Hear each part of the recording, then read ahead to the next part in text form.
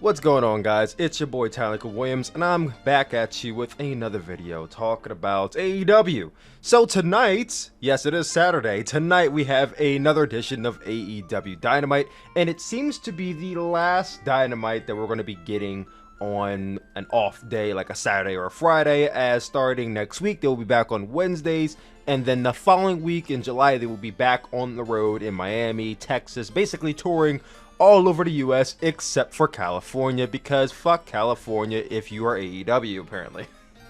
I don't know why they don't want to tour in California, but I just find that so funny. But back on the topic at hand. So AEW is going to be live on Saturday 8 p.m. and I will be at work, so I won't be able to see this live, but the main event of tonight's show will be Kenny Omega defending the AEW World Championship against Jungle Boy. It's a match that I'm sure is going to be really, really good and even the cusp of being great, given the talent of Kenny Omega and, of course, the talent of Jungle Boy. I'm really excited for this match for the match quality alone, but not more or less for the outcome, because I think anybody with, you know, a wrestling smarkish mindset can put two and two together and figure out who the winner is going to be. I don't know if there's really anybody out there who believes Jungle Boy will win this match. And that's really the topic of this video, is the inconsistency of Jungle Boy in AEW. Jungle Boy is 24 years old, and I've known of Jungle Boy since 2019. I first saw him at a independent wrestling show, Joey Janela Spring Break 3, and I was taken aback and I thought he was really cool. The next day, Joey Janela Spring Break night 2, I actually got a chance to meet Jungle Boy. We had like a tiny conversation and he seemed like a cool guy, and that was really the last time I seen him. The next time I would end up seeing him would be at an AEW live event later that year. The point being, I've been a fan of Jungle Boy for the last 2 years, and ever since he came into AEW, I had high hopes for him. I thought he was going to be able to do something big. Now, I didn't expect him to, you know, be a main eventer right away, because he's younger and there's a lot more experienced guys than him.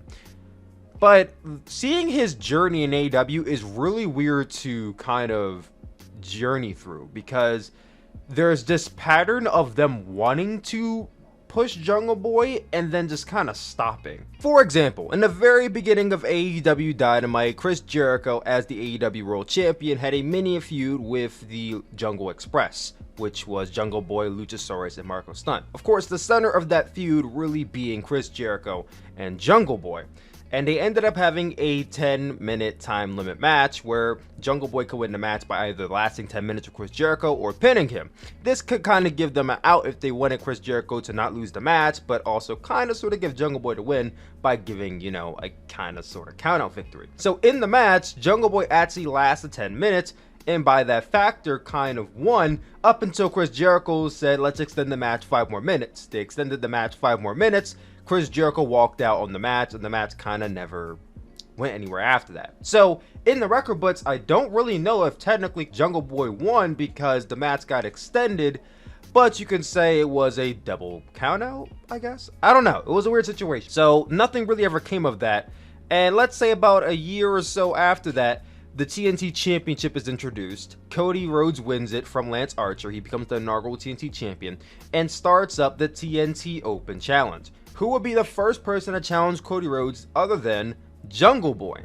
Jungle Boy challenges Cody Rhodes, and as you expect, Jungle Boy was unsuccessful. And then a few months after that, Jungle Boy and Luchasaurus end up teaming up to challenge for the AEW Tag Team Championships against Kenny Omega and Hangman Page. The Lucha Express was unsuccessful. Jungle Boy did not win that match.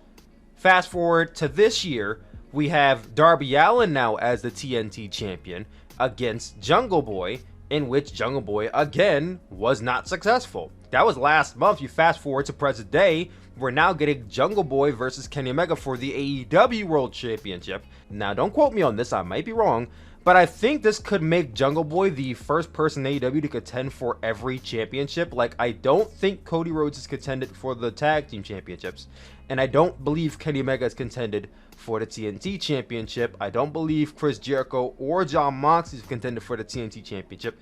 So yeah, I think this will make Jungle Boy the first person to contend for every championship available for the men's division in AEW. Like I said earlier, I do not believe that Jungle Boy is going to win this match, and I don't think any of you believe that either, which will make this Jungle Boy's pretty much his 5th opportunity and he's going to lose it.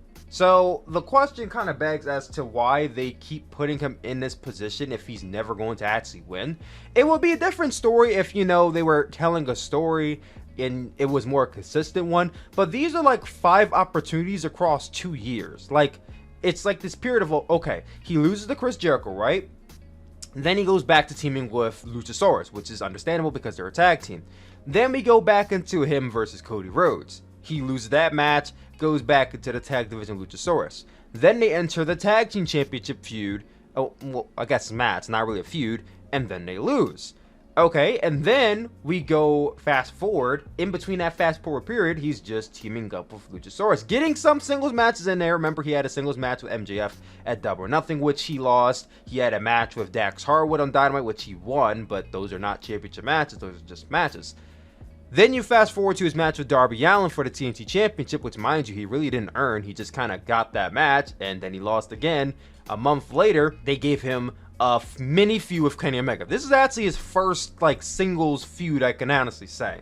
Because for about the whole month of June, they've been giving him these segments with Kenny Omega, which kind of shows that Jungle Boy is not really ready for that spot because he's not really strong on promos. He may be strong in the ring, but he's not strong on promos yet. But he's in the spot for the AEW World Championship after winning the Casino Battle Royale. So there's a story there for Jungle Boy, but he's not going to beat Kenny Omega. There's a list of people you can have who are ready and primed to be AEW World Champion. I don't know if Jungle Boy's on that list yet. And I think maybe that's why they keep on wanting to put, but that's kind of where I go back to, is that if he's not ready, why do you keep putting him in that spot where he can win, but then he never does? I feel like that just kind of makes him look a bit more inferior to future contenders. Like, it almost brings up this sense of disbelief. Like, now that I see him in these championship matches, I don't believe he's going to win them because he just never does. I brought up in an earlier video that if anybody were to defeat Miro, it would be Jungle Boy. He seems like the guy who's set up for it. But if they keep putting him in these matches where he keeps on losing, how would anybody really believe he's going to win anything? You know what I mean? I'm not saying never put him in a championship match again, but it's the inconsistency of the booking that's really starting, I feel like, to harm how I see him. Now, I don't know how about you, how you guys see Jungle Boy, but as a fan, I feel like it's just not a good look for him personally. But that's something I wanted to bring up coming into the match. It's not something I wanted to drag on Jungle Boy, or I don't like Jungle Boy, because like I said earlier, I do like him. It's just a pattern I'm seeing with the way they keep on trying to portray his character, and I think it's a weird pattern. But what do you guys think about the booking of Jungle Boy? Am I looking too deep into it? Is it fine? Comment down below, let your boy know. I'm out of here, and I will catch you guys after Dynamite when Jungle Boy obviously wins. Every soul contains a whisper of light.